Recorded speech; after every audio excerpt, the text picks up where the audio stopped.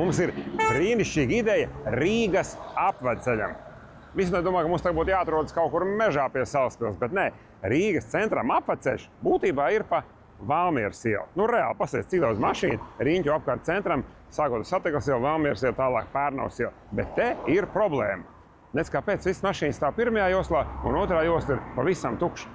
Un te jūs redzat, ir praktiski 2 joslas. Bet tai vienā neviens nekad nebrauc, izņemot kaut kādu 1-2 mašīnas, kurām tur aiznākamajā krustojumā vajag pa kreisi. Šitai gabalā mēdz iestāties otrajā joslā tādi gudrinieki ar kaut kādām žirgtajām mašīnām, tur Teslām un tam līdzīgi. Un tad viņi fiksi rauj pāri uz pirmo joslu, lai aizņemtu vietu. Bet šī visa josla strādā pa tukšo. Viņa nekalpo 90% braucēju pa šo ielu. Tas nav demokrātiski. Ja vairumam vajag taisni, tad braucam visi taisni. Kādam tur ziemā jātīra sniegs, kādam jālabo bedrītes, tāpēc, ka daži pret tiem 100, kas brauc taisni, dažiem vajagot tur pa kreisi. Tas nav saprātīgi. Mēs varētu visu šito plūsmu padarīt daudz ērtāku un raitāku. Tas tagad tāds skurstenis, kuram galā stārķa ligzda un dūmi neiet ārā. Stārķi mērti tam, kas dzīvo mājā, nekādīgi. Tad šeit mierīgi varētu sariktēt stipri platāku ceļu. Ko tad darīt ar tiem kreisajiem pagriezieniem, kuri šobrīd ir no Valmieras ielas Bruņinieku ielā kreisais un pēc tam tālāk bez Luksusforu Lienas ielā kreisais pagrieziens? Vienkārši paskatāmies kartē. Ja mēs te braucam un mums vajag Bruņinieku ielā pa kreisi, mēs pāraucam līdz Matīs ielai pa labi un pa Bruņinieku ielā pāraucam pāri taisni. Vispār nekāda problēma. Savukārt, ja mums vajag Lienas ielā pa kreisi, tad mēs vienkārši iegriežamies Lienas ielā pa labi un pa Matīs ielu pāraucam pāri. Pēc tam iegriežamies vai Pļavas vai Mūrnieku un nonākam turpat uz Lienas ielas, kur bijām. Tad jebkurš kreisais pagrieziens vienkārši 3 labie. Un jebkurš kreisais, kuru veids 1 vai 2 mašīnas pret 10 vai 100 mašīnu, kas brauc taisni, tik un tā nav demokrātisks veids, kā aizņemt ceļu. Tātad likvidējam kreisos, un mums šeit piedzimst 2 joslu maģistrāli, tāda apvedceļš Rīgai iekšā dzelzceļa lokam. Vērīgākie noteikti ir pamanījuši, ka es stāstu par 2 joslām vienā virzienā, un tās ir tikai uz vienu pusi, jo uz otru pusi nesanāk 2 joslas. Bet, ja mēs bieži braucam pa Valmieras ielu, mēs novērojam tādu dabas parādību, ka no rīta centra virzienā ir vairāk mašīnu, un pēcpusdienā vakarā vairāk ir ārā no centra.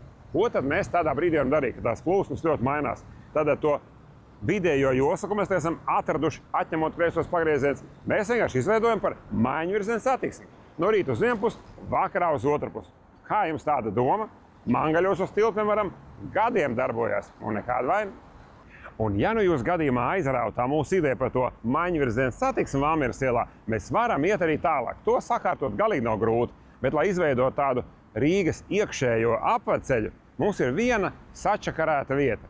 Vieta, kur agrāk varēja braukt no Valmieras ielas pa taisno uz Pērnavas ielu. Tagad te ir uztaisīts strupceļš ar stāvvietu. Bet salīdzinām ar to, kādas problēmas ir tajā Rīgas ārējā apvedceļā, tas, kas iet austrumu maģistrāli, kura iesprūst vienmēr pie Vefa, un tur neko nevar darīt, ja vienīgi neuzceļ milzīgu tiltu.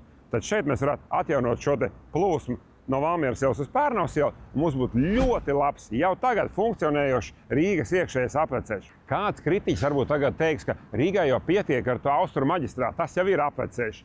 Nē, ja tev vispār Rīgā nevajag, tad tas ir apvedceļš. Ja tev vajag kaut cik iekšā Rīgā, tas nav baigi labais apvedceļš. Tam daudz labāk kalpo šī te Valmieras Pērnavas iela.